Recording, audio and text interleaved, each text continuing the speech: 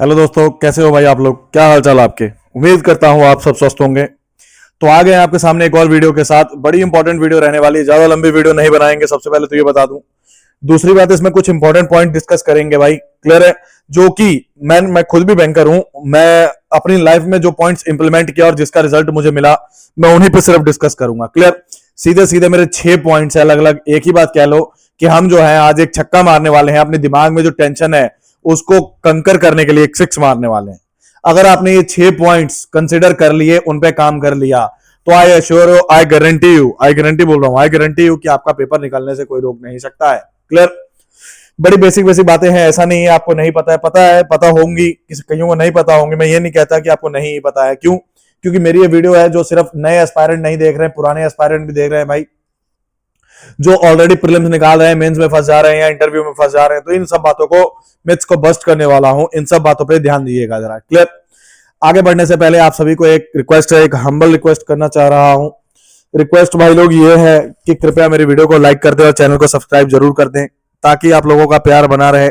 आपका प्यार मिलेगा तभी मुझे वीडियो बनाने में भी मजा आएगा, मेहनत करने में भी मजा आएगा। क्लियर? तो ज्यादा समय ना वेस्ट करते हुए आगे बढ़ते हैं। जो कॉमन मिस्टेक्स है जिन पे हम बात करने जा रहे हैं उसके बारे में। जो सबसे पहली मिस्टेक है हमारे लिए वो ये है भाई, क्या? Wait for notification. भाई ये देखो, सबसे पहली बात तो ये है कि नोटिफिकेशन का वेट करना, ये सबसे बड़ा गलत फहमी, गलत चीज है। जैसे अभी मान लो, अभी अभी कैलेंडर आया था आईबीपीएस का, है ना? तो उसमें पेपर बोला जा रहा है कि भाई आईबीपीएस का पेपर जो है वो जुलाई में है, कोई बोल रहा है कुछ भी, मतलब अगस्त अगस्त है, एग्जैक्ट डेट्स वगैरह सब मेंशन उसमें। तो कोई कह रहा है नोटिफिकेशन जुलाई में आएगा, कोई कह रहा है जून में आएगा, अगस्त में पेपर आएगा। ये समथिंग एक लिस्ट है तुम्हारे पास, क्योंकि पूरी टेंटेटिव लिस्ट तो आ चुकी है ना। तो पूरी एक लिस्ट है तुम्हारे पास। अगर तुम वेट करोगे कि नोटिफिकेशन आएगा तो मैं पेपर का तैयारी करूंगा, तो भाई ऐसा मत करना बिल्कुल भी। क्यों? एक बहुत बड़ी टिप बताने जा रहा हूं यहाँ पे। मेरा टीचिंग में ना 6 साल का एक्सपीरियंस है। 6 इयर्स मैंने टीचिंग किया है, और मेरे मल्टीपल स्टूडेंट्स हैं, बहुत सारे स्टूडेंट हैं। करीब करीब ऑलमोस्ट 100 स्टूडेंट मेरे ऐसे हैं जो गवर्नमेंट जॉब में है। क्लियर है ना? मैं पूरा ऑन रिकॉर्ड ये बात बोल रहा हूं। क्लियर? मल्टीपल स्टूडेंट मेरे ऐसे हैं जो अच्छी अच्छी पोस्टों पे बैठे हैं। उन सबने एक चीज अप्लाई की थी, उन सबको मैंने एक ही मूल मंत्र बताया था भाई, कि तैयारी जो है ना, कभी भी एग्जाम ओरिएंटेड मत करो। एग्जाम ओरिएंटेड मत करो, सिर्फ तैयारी जो करो वो सिलेबस ओरिएंटेड करो। क्लियर? ओरिएंटेड, सिलेबस ओरिएंटेड तैयारी करो। इस बात का क्या मतलब है? अब देखो, तुमको जो बातें बताने जा रहा हूं, 2-4 मिनट ढंग से सुनना। अभी पन्ने पे क्या है भाई, जुलाई की मैं बात नहीं कर रहा, अभी की बात कर रहा हूं। जनवरी ऑलमोस्ट खत्म हो चला है। लोग बोल रहे हैं कि फैम में नोटिफिकेशन आएगा एसबीआई पीओ का। अब तुम्हारे पास एसबीआई पीओ का नोटिफिकेशन आएगा, है ना? तुम एसबीआई पीओ की तैयारी करोगे, जाहिर सी बात है। अब एसबीआई पीओ की जब तैयारी करोगे तो जाहिर सी बात यहां से ये निकलती है कि पेपर होगा, एक चांस है कि तुम्हारा क्लियर हो जाए। क्लियर है? प्रीलिम्स की तैयारी करोगे, एक चांस है कि क्लियर हो जाए। दूसरा चांस ये है कि तुम्हारा क्लियर ना हो। अगर भगवान ना करे तुम्हारा क्लियर नहीं हुआ, अगर भगवान ना करे तुम्हारा क्लियर नहीं हुआ, तो तुम क्या करोगे? फिर तुम फिर से नोटिफिकेशन देखोगे, है ना? नोटिफिकेशन का वेट करोगे कि आरबीआई का पेपर आएगा, अभी आरबीआई असिस्टेंट है पेपर पे आने वाला, है ना? सेम कहानी तुम यहां रिपीट करोगे, प्रीलिम्स की तैयारी करोगे। अगर मान लो प्रीलिम्स निकल भी गया, 1 मिनट के लिए मानते हैं, तुम मेंस की तैयारी करोगे। मेंस में क्या ही कर लोगे? प्रीलिम्स से मेंस के बीच में बैंकिंग एग्जाम में 1 महीने का गैप होता है सिर्फ, इससे ज्यादा कोई गैप नहीं होता। ये बात ध्यान में रहे तुम्हारे। बैंकिंग के पेपर में प्रीलिम्स और मेंस के बीच में सिर्फ 1 महीने का गैप है भाई, उससे ज्यादा गैप नहीं है। समझ आया? क्लियर है ना? उससे ज्यादा का गैप नहीं है, तो तुम्हारे पास टाइम नहीं है भाई। क्लियर? तो एक चीज यहां से ये निकलती है कि प्रीलिम्स और मेंस की तैयारी जो है एक साथ होती है, टुगेदर होती है, टुगेदरली होती है। क्लियर है ना? ये दोनों तैयारी एक साथ होगी। अब सिलेबस ओरिएंटेड पढ़ने का क्या मतलब है? मैं तुमको बोलूंगा ही नहीं कि तुम एसबीआई की तैयारी करो, तुम आरआरबी की तैयारी करो, तुम आईबीपीएस की पीओ की तैयारी करो। कुछ नहीं करना दोस्त, तुम सिलेबस पढ़ो, बस खत्म। तुम सिलेबस को छाप दो। अपने को यह पता होना चाहिए मैंने एक बार सिलेबस खत्म करना है, 3 बार रिवीजन करनी है। 3 बार रिवीजन करनी है। जैसे प्रॉफिट लॉस पढ़ा, तो एक ही बार में ऐसा पढ़ो कि दोबारा तुम्हें बार बार नोट्स ना बनाने पड़े। पता चले आज तुम एसबीआई के लिए नोट्स बना रहे हो, कल तुम आईबीपीएस के लिए नोट्स बनाओगे, परसों आरबीआई के लिए नोट्स बनाओ। ऐसा नहीं करना भाई, एक नोट्स बनाओ प्रॉपर, एक पूरा फुल फ्लैश नोट्स बनाओ। अच्छा टीचर उठाओ, सब टीचर अच्छे हैं भाई, कोई बुरा नहीं है।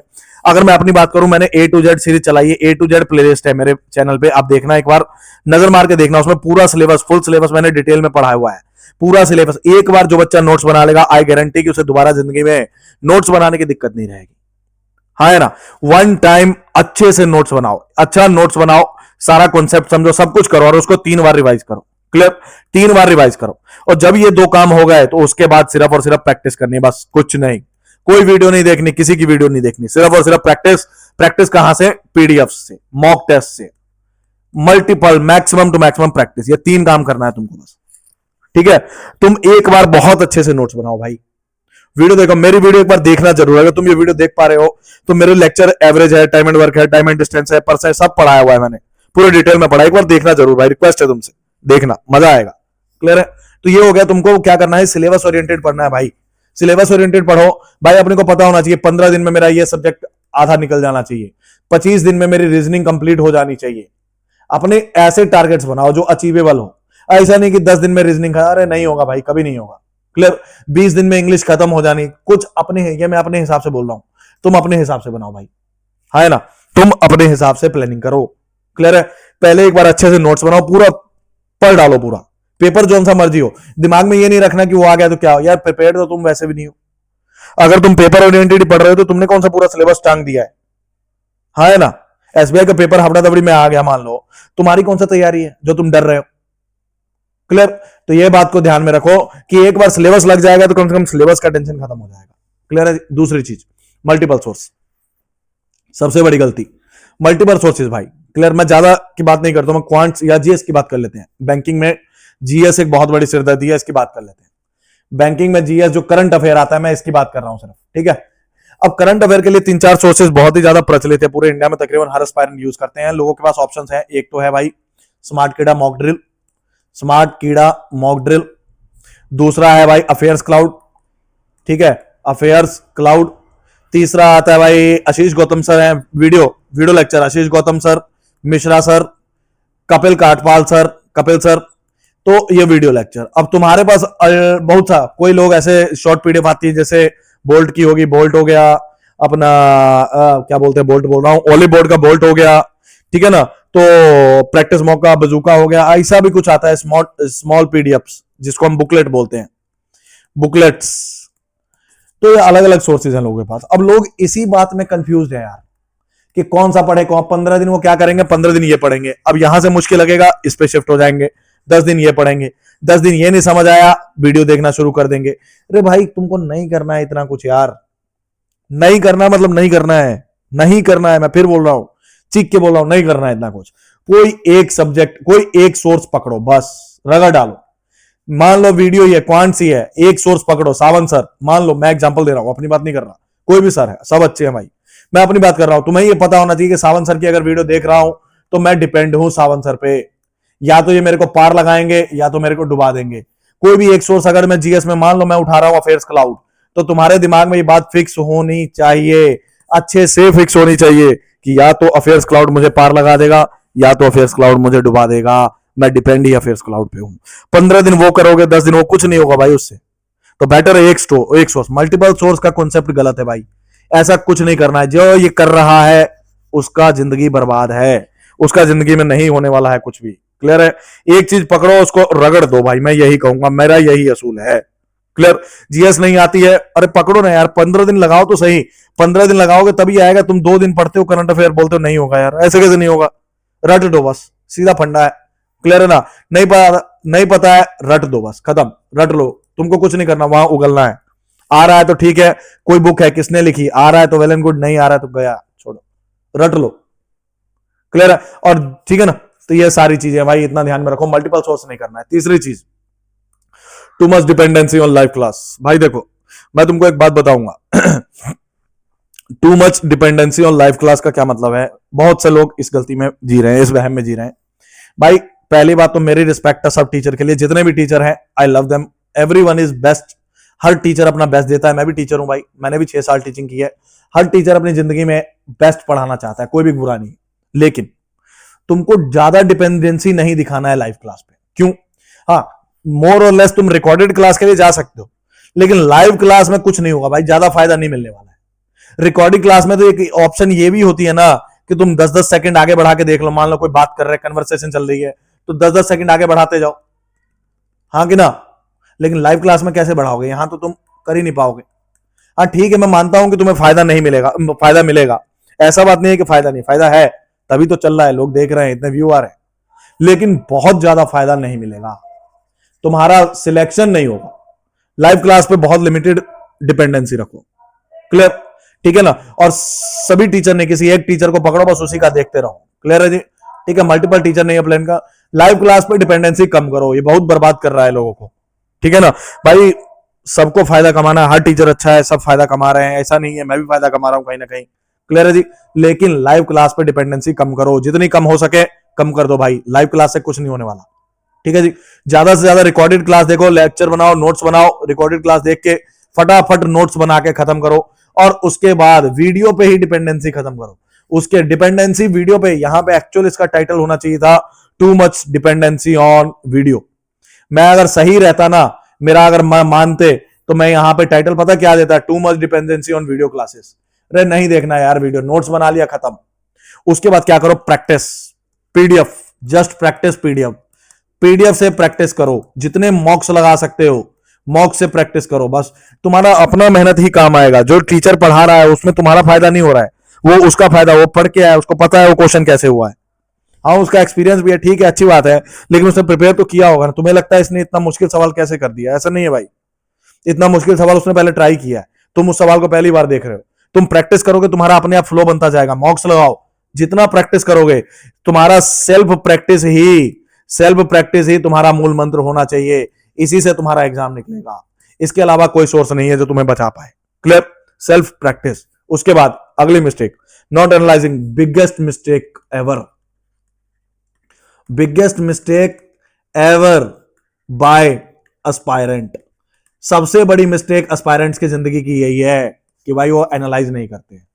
एनालाइज बोलते हैं कि यार ये यूजलेस है, एनालाइजेशन को वो यूज है। नहीं भाई नहीं, सबसे बड़ा रोल ही इसी का है, सबसे बड़ा रोल ही इसी का है। सीखना, कॉन्सेप्ट क्लैरिटी, मॉक्स और एनालाइजेशन, ये सब 33% है। 33% ये, 33% ये, 33% ये, तीनों एक तीसरे पे डिपेंड है। अगर कॉन्सेप्ट नहीं सीखोगे, मॉक का फायदा नहीं है। मॉक लगा भी रहे हो, एनालाइज नहीं कर रहे हो, तो कोई फायदा नहीं है भाई। ये सारी मेहनत यहां तक कि बेकार है अगर एनालाइज नहीं। अरे तुम एनालाइज, अकेला भारी है इन पे। अगर तुम एनालाइज नहीं करोगे, तुम्हें कैसे पता चलेगा कि तुम्हारा क्या गलती है? कौन से ऐसे सवाल है जो तुमने तुक्के मार के गलत किए? कौन से ऐसे सवाल है जो तुम्हें आते थे लेकिन गलत हो गए? कौन से ऐसे सवाल है जो सही तो हुए लेकिन बहुत टाइम ले गए? एनालाइजेशन ये अकेला इन पे भारी है। मैं इसको सही अगर कॉन्सेप्ट प्लस मॉक्स 50% बोलूंगा, और अकेला एनालिसिस 50%, 100% ऐसे कंप्लीट करता हूं मैं। जब मैं तैयारी करता था, मैं ऐसे करता था कि भाई मुझे आता है, मैं कॉन्फिडेंट था, लेकिन एनालाइज नहीं करूंगा तो पता कैसे चलेगा कि मेरी क्या गलती है? मैं कौन से पॉइंट से नंबर बढ़ा सकता हूं? कौन सी गलती मुझे अगली बार नहीं करनी है? छोटे छोटे मिसलेनियस सवाल है, गलत हो जाते हैं, अरे देखूंगा उसको, तभी तो पता चलेगा कि यार ये गलत नहीं होना चाहिए था, गलती से गलत हो गया, मिस्टेक हो गई यहाँ पे, अगली बार ये नहीं करना है। ठीक है ना? तो एनालाइजेशन मस्ट है भाई। जो एनालाइज नहीं कर रहा है वो गलत कर रहा है, गलती कर रहा है जिंदगी में। ठीक है? ये सबसे बड़ा मिस्टेक है भाई। जिसका सिलेक्शन नहीं हो रहा है, जो बोल रहे हैं कि 1 नंबर से कम है 2, वो यही मिस्टेक कर रहे हैं। जो भी ऐसे एस्पायरेंट है वीडियो को देख पा रहे हैं ना, अगर तुम्हें ऐसा लग रहा है दोस्त कि तुम थोड़े से मार्क्स से रह रहे हो, कहीं ना कहीं गलती हो रही है, तो तुम एनालिसिस में चूक रहे हो, तुम यहीं पे चूक रहे हो। बहुत क्लोज जा रहे हो, नहीं हो रहा है, किसी का फिल्म ने, तुम यहीं चूक रहे हो भाई। इसको सुधार लो, इसको सुधार लो। ये सुधर गया तो अपने आप रिजल्ट सुधर जाएगा। क्लियर? अगली चीज है बैलेंसिंग ऑल सब्जेक्ट्स। मैं क्वांट्स का टीचर रहा शुरुआती दौर में। मैं क्वांट्स पे बहुत टाइम, क्वांट्स, इंग्लिश, रीजनिंग और जीएस, ये 4 ही है ना। कंप्यूटर आ जाता है आरआरबी वगैरह में, अदरवाइज नहीं आता है। इसको छोड़ो, पहले साइड करो इसको। 4 सब्जेक्ट की बात कर रहा हूं। अब मैं क्वांट्स का टीचर रहा, मैं पहले क्वांट्स के पेपर देता था, पढ़ता था बस। शुरू शुरू में क्या हुआ, एक टाइम जब मैंने तैयारी शुरू की, मेरे को जीएस पढ़ लेनी भाई, मैंने इकोनॉमी कभी पढ़ी नहीं, साइंस बैकग्राउंड का बालक था मैं। जीएस पढ़ता ही था, मैं बिल्कुल ही छोड़ के चला जाता था। बिल्कुल छोड़ देना मतलब बिल्कुल छोड़ देना, छोड़ के चला जाता था। फिर क्या हुआ ये कि मेरे नंबर कम होने लगे। फिर मैंने देखा यार जीएस पे तो काम करना पड़ेगा। जीएस पे जब मैंने काम करना शुरू किया तो ऐसा हुआ कि मेरा प्रीलिम्स का रिजल्ट आ जाता था ना जब, तो मैं क्या करता था, जीएस के पहले 3-4 महीने का प्रिंट निकलवा लेता था। मैं प्रिंट ही, जीएस ही पढ़ता रहता था, सिर्फ जीएस ही पढ़ता रहता था भाई, और कुछ करता ही नहीं था। रिजल्ट तब भी नहीं आया। मतलब किसी सब्जेक्ट को तुम टोटली छोड़ भी नहीं सकते, और किसी सब्जेक्ट पे तुम टोटली डिपेंड भी नहीं हो सकते। हाँ है ना? 19-21 का आंकड़ा चलेगा भाई, लेकिन तुम बोलोगे 1 और 21 का आंकड़ा, ये नहीं चलेगा, ये नहीं चलेगा। तुम्हें सब पे टाइम देना पड़ेगा, सब पे टाइम देना पड़ेगा, सब इंपॉर्टेंट है भाई। क्या पता तुम्हारा पेपर, ये तुम्हारा पॉजिटिव पॉइंट और यही खराब आ जाए, हो जाए वहां, तो क्या करोगे? तुमको सबको इक्वली टाइम देना पड़ेगा। हाँ, ऐसा हो सकता है कि जो तुम्हारा सब्जेक्ट बहुत स्ट्रांग है, जो तुम्हारा सब्जेक्ट वीक, एवरेज और स्ट्रांग, जो बहुत स्ट्रांग है इसको थोड़ा सा साइड में करके वीक को एवरेज में लाओ, एवरेज को स्ट्रांग बनाओ, ऐसा कुछ करो। वीक को एवरेज बनाओ, एवरेज को स्ट्रांग बनाओ, समथिंग ऐसा कर सकते हो। थोड़ा सा टाइम कम ज्यादा अपने हिसाब से कर सकते हो, तुम्हें पता होगा कौन सा कंफर्टेबल है। डेली तुम्हें हर सब्जेक्ट पढ़ना है, daily each and every subject पढ़ना है, has to be read. Clear? तुम्हें रोज पढ़ना। लेकिन हाँ, एक बात और है, अगर तुम वर्किंग एस्पायरेंट, तुम जॉब वगैरह करते हो, तो तुम एक काम कर सकते हो, अल्टरनेट डे पे पढ़ सकते हो, अल्टरनेट डेज। क्लियर? ठीक है ना? एक दिन इजी और टफ ये उठा लिया, दूसरे दिन इजी और टफ उठा लिया। क्लियर है ना? इजी टफ कुछ भी हो सकता है, 4 सब्जेक्ट में कोई तुम्हारे लिए 2 इजी होगा, कोई तुम्हारे लिए 2 टफ होगा। तो इजी टफ एक दिन उठा लिया, अगले दिन अगला इजी टफ उठा लिया, यही साइकिल चलने दो। एक ये भी तरीका है कि अगर तुम्हारे पास टाइम की कमी है तो तुम ऐसा कर सकते हो भाई। क्लियर? मोटिवेशनल वीडियोस, बहुत सारी मोटिवेशनल वीडियो देखनी, जिसकी वीडियो देखी तुम देखने लग जाते हो। नहीं भाई, सबकी वीडियो नहीं देखनी है। हर इंसान कैपेबल नहीं है, कुछ ही लोग कैपेबल हैं, जो कैपेबल हैं, जिनका एग्जाम निकला है या बहुत अच्छा टीचिंग रिकॉर्ड है, सिर्फ उनकी वीडियो देखो, बाकी मत देखो। मोटिवेशन नाम की कोई चीज ही नहीं होती, मैं ये मानता हूं। जिंदगी में मोटिवेशन नाम की कोई चीज नहीं होती, इसको हटाओ। Consistency matters. मोटिवेशन तुम्हारा एक दिन बाद हट जाएगा, लेकिन कंसिस्टेंसी नहीं हटेगा। जब तुमने टारगेट बना लिया कि इस हफ्ते ये करना है ना, या आज की डेट में मुझे एक चैप्टर खत्म करना है, सपोज करो खत्म करना है। अब अगर तुम नहीं पढ़े तो तुम्हारे दिमाग में कहीं ना कहीं, अगर तुम सीरियसली कंसिस्टेंट रहना चाहते हो, तुम्हारे दिमाग में ऑटोमेटिकली बेल बजेगी कि यार आज खत्म करना था, हुआ नहीं। फिर तुम क्या करोगे? टाइम निकाल के भी, टाइम निकालोगे, ऑटोमेटिकली तुम टाइम निकालोगे, टाइम मैनेज करोगे कि भाई मेरे को ये खत्म करना है। अगर ये खत्म नहीं हो, यही मोटिवेशन है ना कि मेरे को खत्म करना है। सीरियसली तुम्हें अपना टू डू लिस्ट फॉलो करना है। टू डू लिस्ट बनाओ कि इतना करना है भाई, है ना? क्लियर? अगर तुम इतना नहीं करोगे तो दिमाग में तुम्हारी घंटी बजनी चाहिए कि नहीं हुआ आज। मोटिवेशन नहीं है भाई, उसको मोटिवेशन नहीं बोलते, लोगों ने गलत बोल दिया है। मोटिवेशन नहीं, उसको कंसिस्टेंसी बोलते हैं। क्यों? क्योंकि आज वाला काम, टुडे वाला काम टुमारो पे जाएगा, वो नहीं होगा तो डे आफ्टर टुमारो आएगा। अगर यहां नहीं किया तो यहां पाइलअप हो जाएगा, यहां भी नहीं किया ऐसे रह जाएगा फिर ये। क्लियर है ना? तो डेली का टू डू लिस्ट फॉलो करो। तुम थोड़ा करो यार, ज्यादा मत करो, थोड़ा करो। मैं नहीं कहता कि तुम परसेंटेज एक दिन में खत्म करो, तुम ये बोलो परसेंटेज मेरे को 3 दिन में खत्म करना है, बस। ठीक है, 3 दिन में करना है तो करना है, अपने हिसाब से सिलेबस डिसाइड कर लो। जितना सिलेबस है उसको 1/3 कर दो, इतना तो कर ही सकते हो। अब तुम बोलोगे परसेंटेज को मैं 10 दिन में खत्म करूंगा, तो दोस्त सिलेबस पहाड़ जितना है, तुमसे पेपर नहीं निकलेगा। वो एक डायलॉग है ना फिल्म का, तुमसे ना हो पाएगा, तो वही वाली बात है, तुमसे ना हो पाएगा। तो परफेक्ट टू डू लिस्ट बनाओ और कंसिस्टेंसी के साथ प्रिपेयर करो। टू डू लिस्ट बनाओ और कंसिस्टेंसी के साथ प्रिपेयर करो। कंसिस्टेंसी होगी, अपने आप मोटिवेशन आएगा, अदरवाइज नहीं आएगा। क्लियर? ठीक है जी। तो यही मेरे 6 पॉइंट्स थे। अगर आप वीडियो में यहां तक पहुंच गए हैं तो आपको मेरी तरफ से बहुत ही प्यारा सा थैंक यू कि आप मेरी वीडियो में बने रहे। थैंक्स टू एवरीवन भाई, इतना प्यार आप लोग देते हो। बस आपसे एक रिक्वेस्ट करूंगा कि चैनल को ज्यादा से ज्यादा शेयर करें ताकि लोग सब्सक्राइब कर पाए, मेरे भी सब्सक्राइबर बढ़े और मेरी भी मेहनत रंग लाए। Thank you, thanks to everyone.